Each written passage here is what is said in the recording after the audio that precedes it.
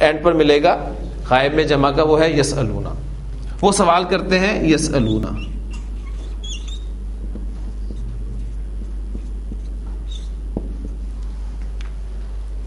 وہ سوال کرتے ہیں تجھ سے. اب مفعول نمبر 1 آ گیا یسألون کا.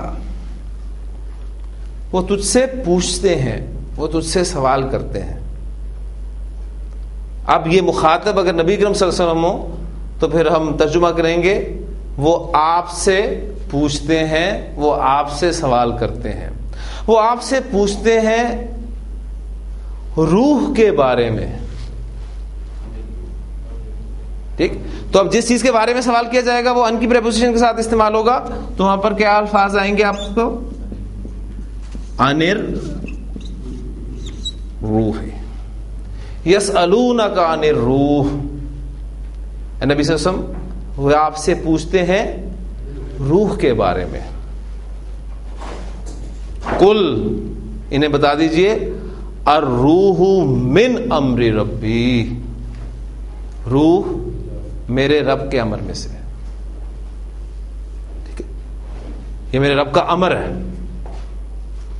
اور میرے رب کا امر کیا ہے اسے بھی قرآن جو ہے وہ ایکسپلین کرتا ہے کہ اذا قضا امرا, جب وہ کسی امر کا فیصلہ کرتا ہے تو فیقول لہ کن, تو وہ اس کو کہتا ہے ہو جا, فیکون, اور وہ ہو جاتا ہے.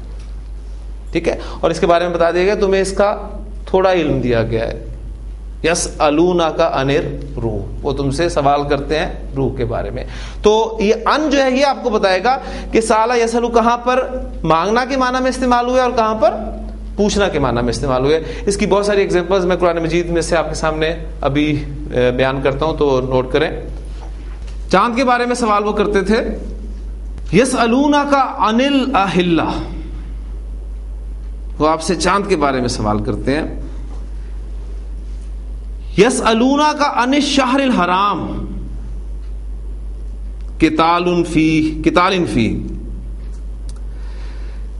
یسألونک عن الخمر والمیسر, وہ آپ سے شراب اور جوئے کے بارے میں سوال کرتے ہیں. یسألونک عن الیتامی, وہ آپ سے یتیموں کے بارے میں پوچھتے ہیں. یسألونک عن المحیض.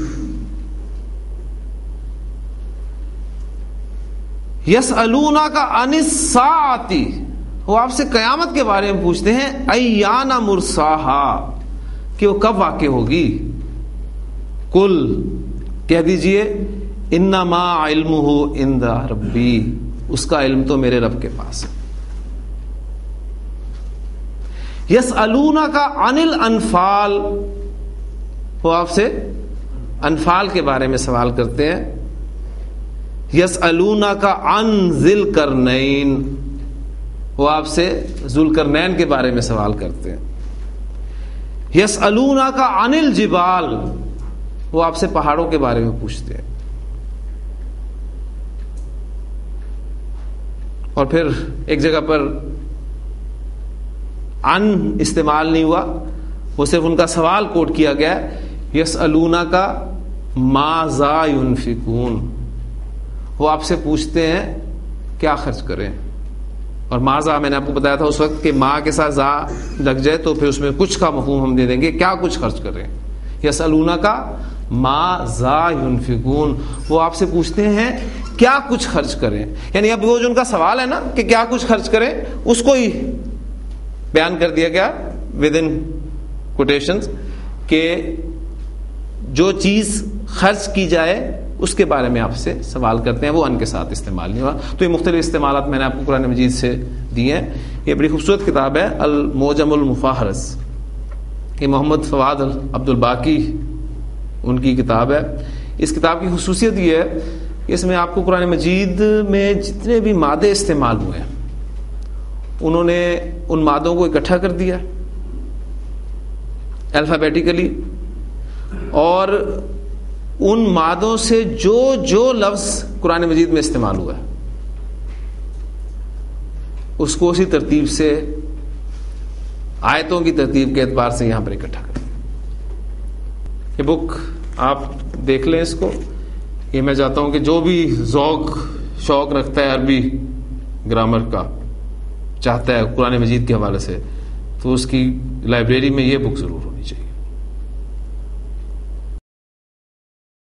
نہیں جی، اب جملہ فعلیہ، اس کے اہم ترین قواعد، فعل، فاعل، مفعول، یہ سب چیزیں، مجہول، پریپوزیشن، بہت طریقوں سے ہم نے یہ سب کچھ پڑھ لیا.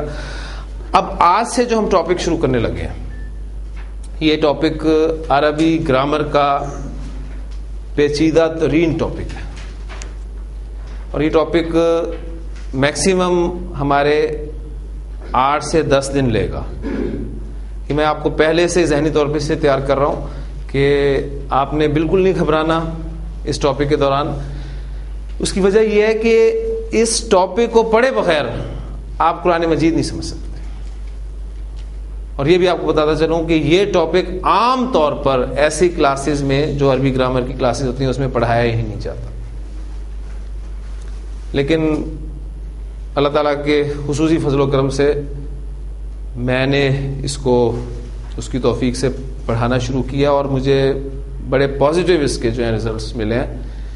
قرآن مجید کی آپ پہلی آیت سے ہی جب آغاز کرتے ہیں تو آپ کو اس ٹاپک کا کوئی نہ کوئی حصہ ملنا شروع ہو جاتا ہے، یہاں تک کہ شاید ہی آپ کو کوئی دوسری آیت ایسی ملے جس میں اس ٹاپک کا تذکرہ نہ ہو. اس اعتبار سے یہ ٹاپک ٹیکنیکل سا ٹاپک ہے.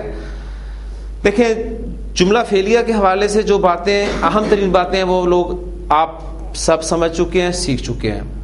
اب یہ کچھ ٹیکنیکل سی چیزیں ہیں، میں چاہوں گا کہ آپ اس کو صرف سمجھیں. نوٹس آپ کے پاس موجود ہیں، وہاں آپ انہیں دیکھ سکتے ہیں، پڑھ سکتے ہیں. جو پڑھانا چاہے گا بعد میں، اس کے لیے اس ٹاپک کو کور کرنا، اس میں غوطہ لگانا انتہائی ضروری ہے.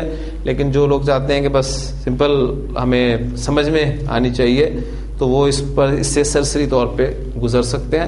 تو یہ خاص طور پہ میرے اس ٹاپک کے مخاطبین وہ ہیں جو قرآن مجید کو، اس کی زبان کو آگے لوگوں کو سکھانا چاہتے ہیں. لیکن سب کے لیے یہ بھی اس اعتبار سے ضروری ہے کہ اس کے بغیر قرآن مجید آپ سمجھ نہیں سکتے.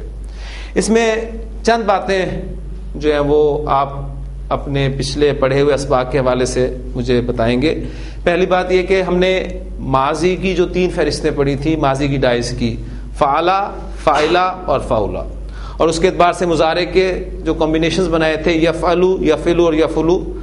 آپ مجھے ایک بات بتائیے ماضی کی 3 فہرستوں کو دیکھتے ہوئے کہ آپ کو اس میں جو ایگزامپلز دی گئی تھیں، ان ایگزامپلز میں کسی جگہ پر بھی آپ کو مادے میں، مادے کے جو 3 حروف ہیں، فا کلمہ، عین کلمہ، لام کلمہ، ان 3 کلمات میں کسی جگہ پر بھی، میں بات کر رہا ہوں فہرست کی، بورڈ پہ دی گئی ایگزامپلز کی نہیں، آپ کو ان تینوں فہرستوں میں کسی جگہ پر بھی حمزہ نظر آیا کہیں؟ یعنی یہ آپ نے ریزلٹس نکالنے ہیں. وہ میں نے آپ کو اس لیے کہا تھا کہ 3 فہرست بہت اہم ہے، ہم نے اس سے بہت سارے ریزلٹس نکالنے ہیں. آپ فعلا کی ڈائی اٹھا کے دیکھ لیں، فاعلا کی ڈائی اٹھا کے دیکھ لیں، فاؤلا کی ڈائی اٹھا کے دیکھ لیں، کسی جگہ پر بھی آپ کو حمزہ نظر نہیں آئے گا. ہاں، ابھی ہم نے پریکٹس کی ہے سین حمزہ لام مادے سے، لیکن وہ جو میں نے آپ کو فہرستیں دی ہیں اس میں آپ کو حمزہ نہیں ملے گا. دوسری بات، آپ انہی فہرستوں سے نوٹ کر کے مجھے بتائیں گے کہ کیا کسی جگہ پر کوئی ایک حرف 2 مرتبہ ریپیٹ ہوا ہے؟ نہیں، کوئی ایک حرف 2 مرتبہ ریپیٹ نہیں ہوا. پھر تیسری بات، ان تینوں فہرستوں میں آپ کو کسی جگہ پر بھی واو یا یہ جسے ہم کہتے ہیں، یعنی یہ یا درمیان والا یا اور ہے، اور وہ یا لیٹر کی بات کر رہا ہوں، واو اور یا میں سے کوئی حرف نظر آیا؟ نہیں نظر آیا. اس کی ایک خاص وجہ ہے. اس کی وجہ یہ ہے کہ جب بھی کسی فعل کے حروف مادہ میں کسی جگہ پر حمزہ آ جائے یا کسی حرف کی تکرار ہو جائے یعنی ریپیٹ ہو جائے حرف, یا پھر واو اور یا میں سے کوئی حرف آ جائے. تو ہم جو بڑی تیزی سے یہ ماضی کی اور مضارع کی گردان کرتے ہیں نا, یعنی میں نے آپ کو ایک ورب دیا نون صاد را, اور اس کا ماضی مضارع آپ نے بنا لیا جی نصر ینصرو, اور گاڑی ہم نے چلا دی کہ نصر نصرا نصرو نصرت نصرتا نصرنا نصرتا نصرتما نصرتم نصرتی نصرتما نصرتنا نصرتو نصرنا, اور پھر ینصرو تنصرو تنصرو انصرو ننصرو ینصرانی تنصرانی تنصرانی تنصرانی ینصرونا ینصرنا تنصرونا تنصرنا تنصرینا. تو یہ کوئی بھی مادہ آپ کو دے دیا جائے, آپ بڑی آسانی کے ساتھ ان دو گردانوں کو یاد کر کے گردانے بنا سکتے ہیں. لیکن جب بھی کسی فعل کے حروف مادہ میں حمزہ آ جائے, کوئی حرف ریپیٹ ہو جائے, یا واو اور یا میں سے کوئی حرف آ جائے, تو یہ گردانیں اتنی تیزی سے نہیں بنتی. گردانوں میں گردان کے کسی ایک صیغے میں, آدھی گردان میں, یا پوری کی پوری گردان میں تبدیلی واقع ہو جاتی ہے. اب وہ تبدیلی کیسے ہوتی ہے؟ باقاعدہ قواعد کے تحت ہوتی ہے. اور میں سلام کرتا ہوں اپنے ان بزرگوں کو جنہوں نے عربی زبان, عرب نے تو بول دی, قرآن نے ان کی زبان میں, اللہ تعالیٰ نے قرآن کو ان کی زبان میں نازل فرما دیا, لیکن اصل محنت ان لوگوں نے کہ عرب اس طرح کرتا کیوں ہے, جو میں نے کل سورۃ الحدید کی آیت آپ کے سامنے رکھی تھی, یعلم ما یلج فی الارض. اب یہ یلج تین مادے کے حروف تو ہوتے ہیں لازمن, لیکن یہاں پر آپ دیکھ رہے ہیں کہ علامت مضارع یا کے بعد صرف لام اور جیم ہے. تیسرا حرف کہاں گیا؟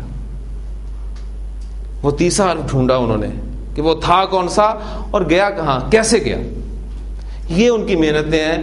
بس وہ محنتیں کس طریقے سے باقاعدہ آپ کو اس کے پیچھے قواعد ملیں گے. تو ہلکا سا ایک ٹچ میں آپ کو دوں گا ڈیلی ایک ٹاپک پر, اور انشاءاللہ تعالیٰ یہ 8-10 دن میں ہم یہ ٹاپکس مکمل کر لیں گے. پھر اس کے بعد پھر ہمارا جو ہے وہ ایک سموتھلی کام انشاءاللہ تعالیٰ چلے گا. تو پہلی بات نوٹ کر لیں کہ جب بھی کسی فعل کے حروف مادہ میں حمزہ آ جائے, نمبر 2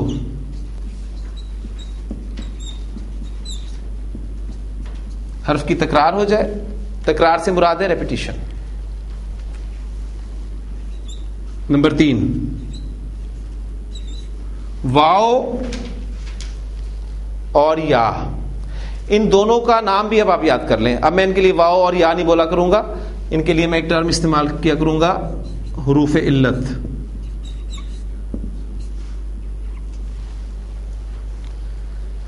کسی بھی فعل کے حروف مادہ میں کسی جگہ پر حمزہ آ جائے, کوئی حرف ریپیٹ ہو جائے, اس کی تکرار ہو جائے, یا حروف علت میں سے کوئی حرف آ جائے, تو وہ فعل